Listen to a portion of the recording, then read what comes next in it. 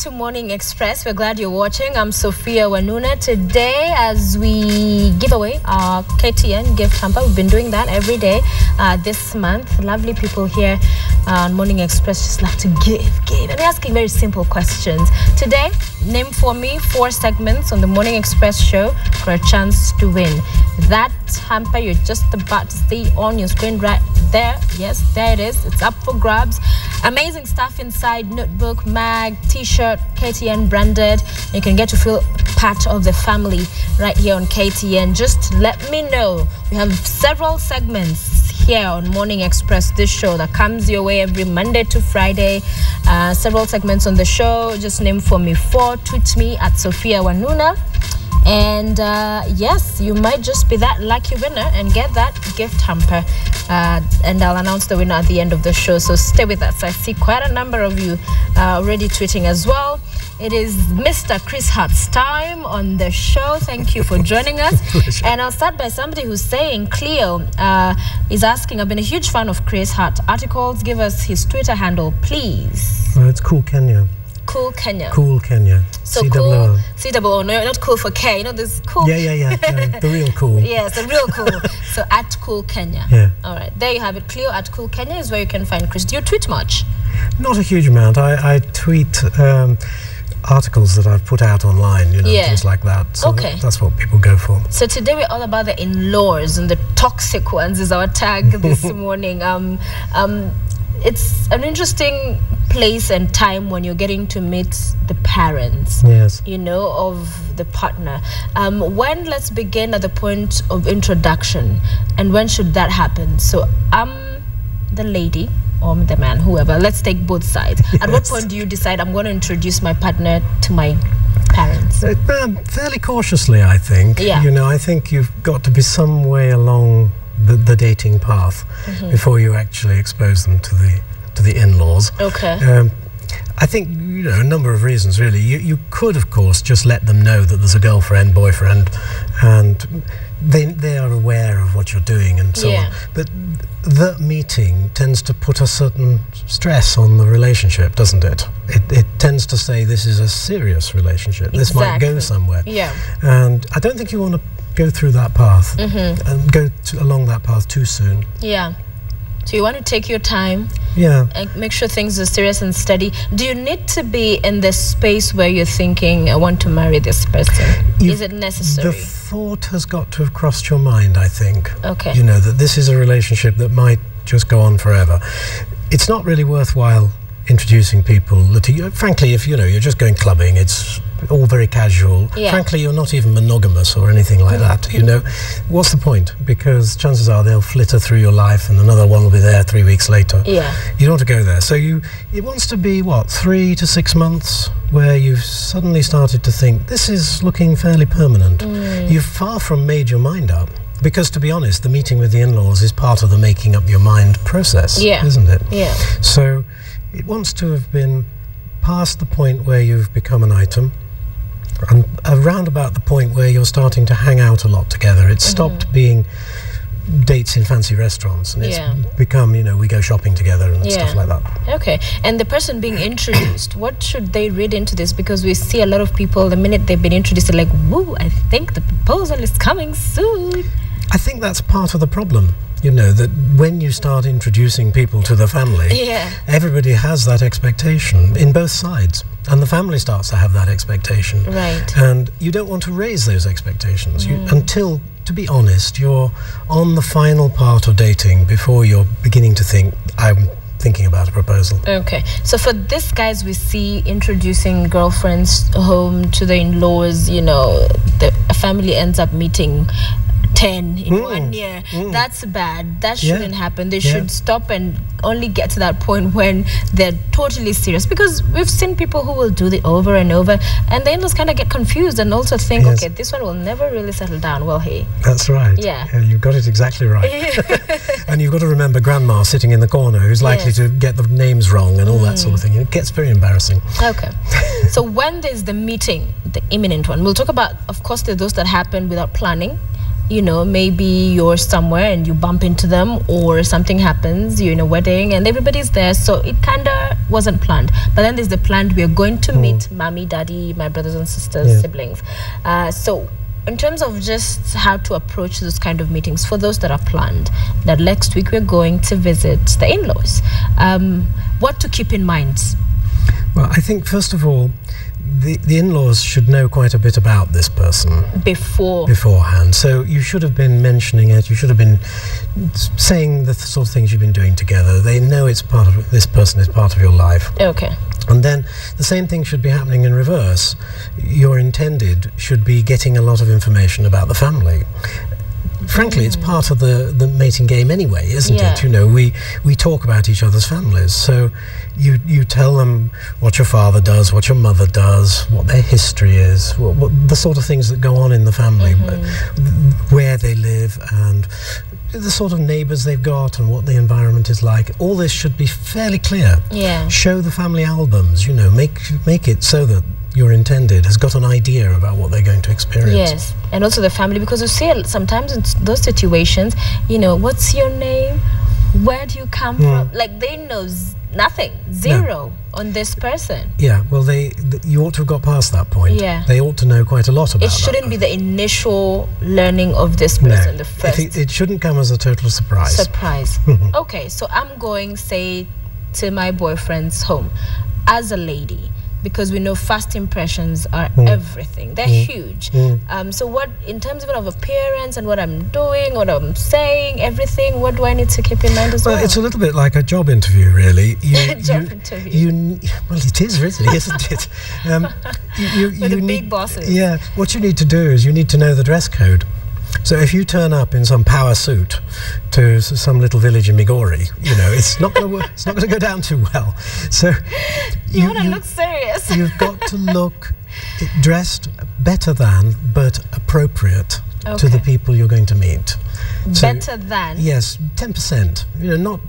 It shouldn't not be overly, not bling and whoop. That's exactly right. If you come along looking like you're dressed up to the nines and you're met by a bunch of people who don't dress that way, they're going to think, oh gosh, this is embarrassing. You know, you don't want to go there. You want to look just a little better than they do, just a little, so that they get the impression you've made an effort, but you've also twigged what is the right sort of thing to wear. Okay. So whatever you wear needs to be conservative? No, it basically wants to match what you're going to meet. So if it's you, the lady, going to meet your in-laws, then what you want to ask is what would your sister wear? What will your sister be wearing at this event? Because she's the one to match, isn't she? Not the mother. Yeah. So if you look just about similar to the sister and a little better maybe, then you're going to have got it just right. Okay. So if they're allowed for the sister, then they will not mind it with pretty much. Yeah. Okay. Yeah, you might run into one or two hilarious things, you know, where the sister's, you know, a goth or something, and perhaps you don't want to match that. But also the makeup, you need to come across perhaps as somebody who's, you know, just not too much of that. Absolutely. You've put it perfectly. Think about job interviews. The trick with job interviews is you look like the dress code plus 10%, so they can imagine you fitting in the office. Right. Now, do that when you meet your in-laws and you'll achieve exactly the same result. The same thing. So just think of it as a job interview, but not too much preparing. In terms of, so what do they ask? You know, what is it going to be like? What are we going to eat? What's going to happen? Because a job interview, you're thinking about everything, literally. What about the guys? Because most guys will just be, just there. Well, you know, if it's the reverse situation, I mean, he should be playing the same game. He should ask about the dress code. Yeah. He should know what to wear because he's going to fit in. The same idea. Okay, so when you've met, for some people they will wait for ask me a question, I will answer. They will not initiate conversation. They're so freaked out, imagining, oh my gosh, this is it, job interview, I could mess it up with just a word. So in terms of conversation and that engagement whilst you're with the family, hanging out with the in-laws, how does one handle such a... Well, I think the key is to take your cue from your partner. So you should actually go together and sit together and let them do the social lubrication, if you see what I mean. Because they, of course, know everybody very well, and they know exactly the sorts of things that will go down well with each individual, and they should be the ones who are leading the conversation, and you then just take part of it. So if they're the quiet types, does that mean you, and maybe usually you're complete opposites, you're the one who chatters all over the place, so you, on that occasion, tone it down? I would, yes. You tone it down? Yes, basically match your intended. Okay. And, okay, you can be a little bit individual, but if you are, broadly speaking, in the same space as they are socially, then you're going to come across very well. Okay. So you've met them, and 2 things or 3 things could happen. They like you, love you, be like, oh, that is the girl, that is the man, bless their souls. Or, okay, don't mind them, you know, or get rid of that person. So in terms of what the in-laws think about your partner, it boils down also perhaps to the kind of relationship you have with the family in terms of how that will impact the relationship, does it? You know, you've hit the nail on the head. It's almost more important to see how your intended get on with their family than to worry about what their family think of you. Okay. Because generally speaking, when a fiancé or not quite fiancé turns up, the impressions are negative. Yeah. You know, families generally think, oh, not good enough for my daughter, and all the rest of it. You know, you just have to put up with that. That's par of the course. But the other way around is very interesting. If you go along and you notice that your girlfriend, boyfriend has got a poisonous relationship with her mother or father, or that the uncles are really vicious and they are very unpleasant to one another, you've just learned something very important and possibly an end to the relationship. Okay. So if it's a tight one, then what they say, if it's a really good, loving relationship. Yes, if you see a very attractive, normal family where they get along and there's plenty of smiles and laughter and they're helping one another, everything's fine. But if you see all the prickles and the, you know, controlling behaviours and little rows all the time, then it's going to be like that for the whole of your marriage. So maybe you should be thinking again. Okay. But also where everything is nice and they don't like you. The trouble is, that's fairly normal. That is pretty much what happens. Is it? Yes, pretty much. They would not just like you? Well, you have to think of it from their point of view. They've raised this girl to the age of 20-odd, and they think the world of her, and then this big lout turns up, you know. And that's how they see it. And they don't like that. They don't want to lose her. They don't want to lose him. You know, you get the idea. To them, it's a negative event, really. Now, of course, they swiftly see the advantages, and everybody comes round after a little while. But expect some negativity. Don't worry about it. Okay. Expect some negativity. Don't worry about it. It will, you know, just go away with time. But for some, it doesn't. Chris. Oh no, and I mean, so we hear some tremendous horror stories. Do you remember that wonderful one between an Asian family and a Luo? And they were rowing in hospital car parks and things like that all over the TV. You remember that one? Yes. A few years ago. Yes. There's been quite a few of those. Yeah. And yes, you're quite right. Sometimes they get poisonous and stay that way for quite a long time. Usually until the grandchildren turn up. Then things soften. But even for some, even beyond that, it doesn't. But you see, that's really where I'm saying, when you do meet the in-laws, if you begin to sense that there is something wrong in this family, then it's possibly the time to cut and run.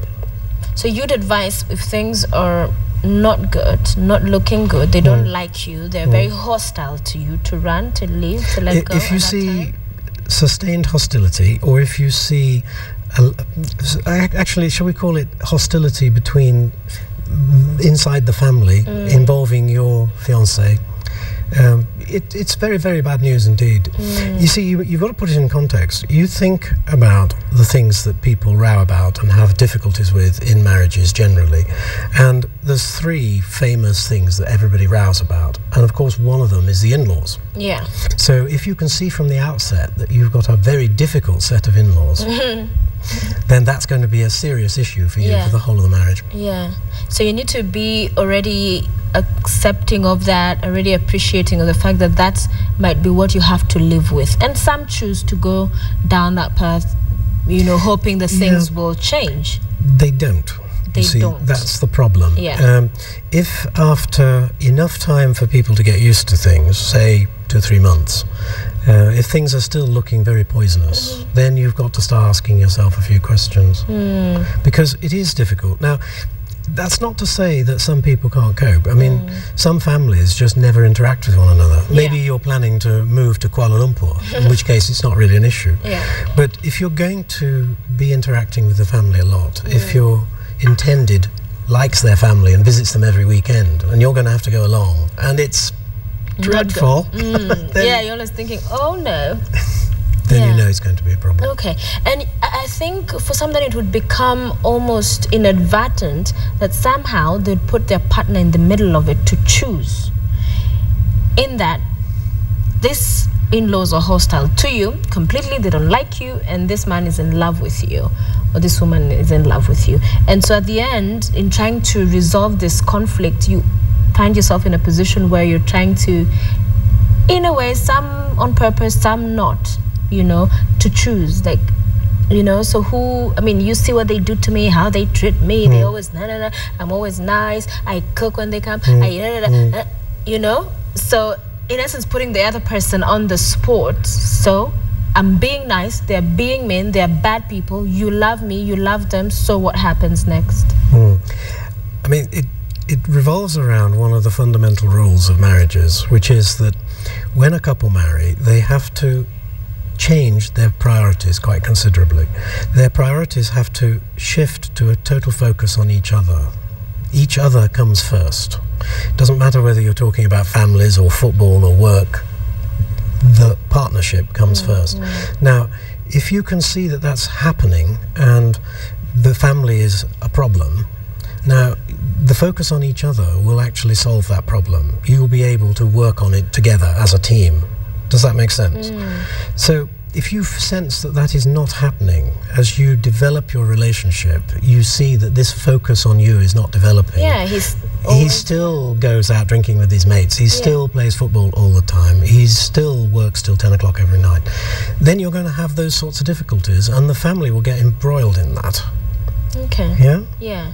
So when he doesn't seem to see your point, or she, his point, in how bad strained the relationship is, she still wants to put you in positions where you're with the family despite there having been a strain.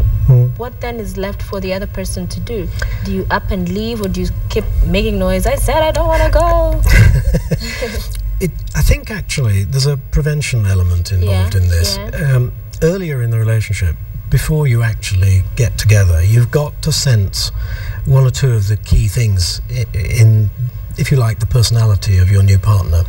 And one of them is their maturity.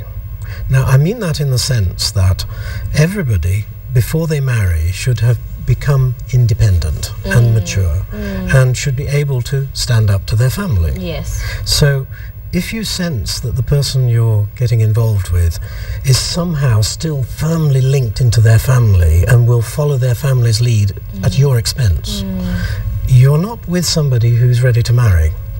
So, contrarily, if you meet somebody who clearly is mature and you're happy that they are independent of their family, then when you meet that sort of problem, you two are going to stick together, and the family will have to be firmly told, look, this is my intended, we're going to be married, you'd better start getting used to it. Yeah. You see what I mean? Yes. Now, if you can say that to your family, then things will probably go the way they should. But if you can't, then there's going to be a lot of trouble. Yes, and there's a problem there. And why is it that, Chris, most of the times we see that the hard nut to crack with such situations is the mother-in-law? Why is it the mother is the one who has all this? Yeah, it's wonderful, isn't it? I mean, in every society on earth, it's the mother that causes the trouble.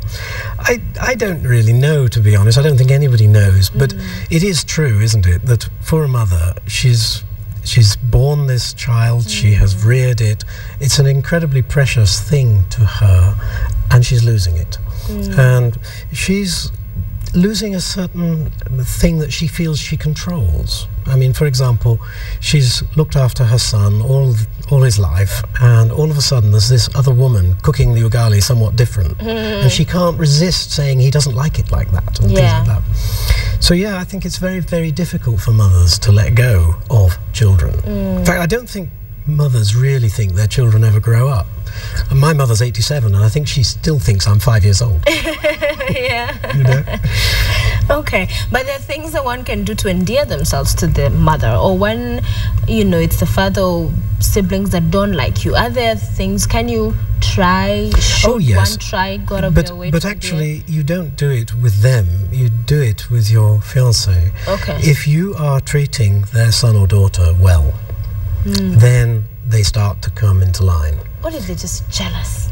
Well, they will be, but I mean, you know, if you are, for example, the guy, if the guy is obviously hardworking and he's doing his job well and he's coming home at right times and he's not getting drunk all the time and he obviously does know how to use his knife and fork and things like that, then they will warm to him, maybe slowly, but they'll get there. If on the other hand he's obviously a bit of a rogue and she's constantly going home in tears about the latest exploit, they'll never like him. Okay.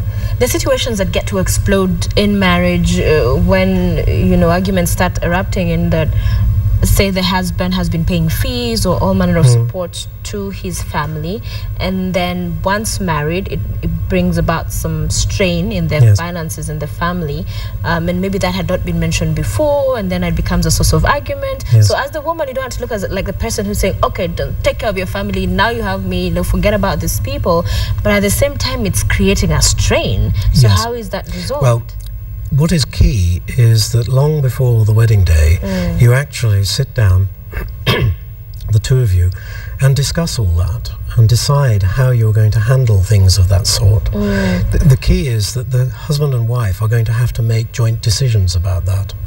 What's very poisonous is a situation where each is trying to satisfy the demands of their families without involving the other. And so she keeps finding that the money's disappeared because he's helped some cousin or something. At the very least, she needs to know that he wants to do that, and they need to talk about it and agree that a certain amount of money is appropriate. So it's the joint financial discussions that usually resolve those issues. And I hate to say it, but at the end of the day, the new family is very, very important, and they should budget for the help they give to their extended families. And to be honest, they should be a bit deceitful about their income. You know, they should live simply so that people don't have huge expectations. And when they have spent the budget for the Harambes and all the rest of it, they should claim poverty. Because at the end of the day, they are the center of their world, and if they can't manage to keep that going, then the whole thing's going to fall apart. It's going to fall apart. But doesn't it present a situation of damned if you do, damned if you don't, in that fine? So you've decided, okay, so I can support my family, let me cut loose my other family in terms of support and all, and focus on my immediate family. So the other family then feels aggrieved that this woman has come, and then now we're not getting the support we were getting before. At the end of the day, you can't please everybody. And you're going to have to decide what your limits are. You are inevitably going to help to some degree. So you must decide what that degree is. And yes, there's no doubt about it, some of the people in the extended family are going to grumble. But better that they grumble than your spouse grumbles. Because that's a grumble that you sleep with every night. You are really going to suffer if the two of you are falling out about these things. So better that this second cousin over in wherever is actually moaning in the bar at night. You'll never get to hear about that, so it doesn't matter. Okay, and as always, Chris, the visiting question, especially here in Kenya, in African traditional society, we love to visit in numbers sometimes, and especially at this, you know, festive season, families will be together. So usually the unannounced ones will just show up, or they will say they're coming and not say how many, and so many of them come. So how the managing of this, you know, the visitors in the house, how often they come, how long they stay, you know, because the husband will say, I love having my mother over, you know, and she's not always the most pleasant person to have around. You're quite right. I mean, again, it boils down to this thing that the husband and wife must agree on these things. There must be some quite serious conversations, setting some rules as to how long people can come for and when and all those sorts of things. I mean, it's totally unacceptable for somebody to invite a member of their family and plonk them onto your spouse and say, oh, well, you know, I just met them in the bar and here they are and they're staying for 3 weeks. I mean, a saint would be annoyed. Yeah. So you just must not do things like that. Yeah. So there has to be understandings that, you know, if people come, it's scheduled, and there's an understanding about how long they stay and so on. Okay. And it's been agreed. And if people start really playing on you, you know, staying too long and becoming really irritating in the house, then you're going to have to rely on your spouse, the one who's related to them, to chuck them out. Yeah, because it's important you say that those conversations must happen, because it's in the absence of those conversations, even beforehand, that then you find yourself in sad situations, and then you're putting out fires, and in putting out fires there will be casualties. Some relationship somewhere will be messed up. Somebody will be pissed and angry, But also there's a role for the in-laws. We've talked a lot about the couples and either they're married, engaged, or just dating, and the engagement with the in-laws. But also, if somebody's watching out there, they're a mother and their son recently got married, or just in-laws, siblings, whatever, they too need to give space. Very much so. The best advice to in-laws is to interact as little as possible, actually. Do it in a very nice way. Do it in a very friendly way. Call on the phone frequently as you like, but don't actually come to the house too often. And when you do, be a perfect guest. Be the person who endlessly compliments the cooking and all the other things. Makes everybody feel good. Don't be the critical mother-in-law, and, you know. The one who's like, this ugali. Very weird, very isn't it? well done. And you're thinking, oh, did she have to? Because that's upsetting. It is. But it's very difficult for parents-in-law, but basically they do need to back off and let these people build their lives together and be as helpful in that process as possible. Because at the end of the day, it's an investment. If you do your best to help that couple set up house properly and establish their relationship, then in due course you will have lots of grandchildren, and they'll do very well, and at the end of the day they are your grandchildren. So treat that new couple very well, and above all, resist the temptation to use them as a source of income, especially if they live in Nairobi. Yes. you know, constantly M-Pesa me, send me some you know, little here and there. I remember hearing a story about one family where all the brothers and sisters got together and added up the amount that they were M-Pesaing, and it came to a very large sum of money indeed. They realised they were all being asked for a pair of shoes. and so they arranged, they had a budgeting meeting and solved that problem. We're going to buy one shoe, one pair of shoes, and then maybe next year we'll buy something else. But as we bring this to a close, Chris, it's very, it's family, and this is one of those times that a lot of families will be hanging out, with each other, spending a lot of time. What for you is key, first, for people in a relationship, whether they're dating, engaged, newly married, been married for years with problems with their in-laws? What's key that they keep in mind as they relate with family members? Because they're family no matter what. You can decide not to talk to them or hang out with them, but they're family. I think the start is not to have very high expectations. So for example, if you're going to visit them over Christmas and you know that great Uncle Fred always falls out or gets drunk, well, don't expect him to be any different. If you're going to visit them, try not to make it too hurried. Try and make it an arrangement where by the time you get there, you're actually relaxed rather than at the end of your tether. Allow enough time for yourselves. Make a few excuses to go and visit people. You don't really go, you just get out of the house for a little bit, you know. So, generally speaking, manage it.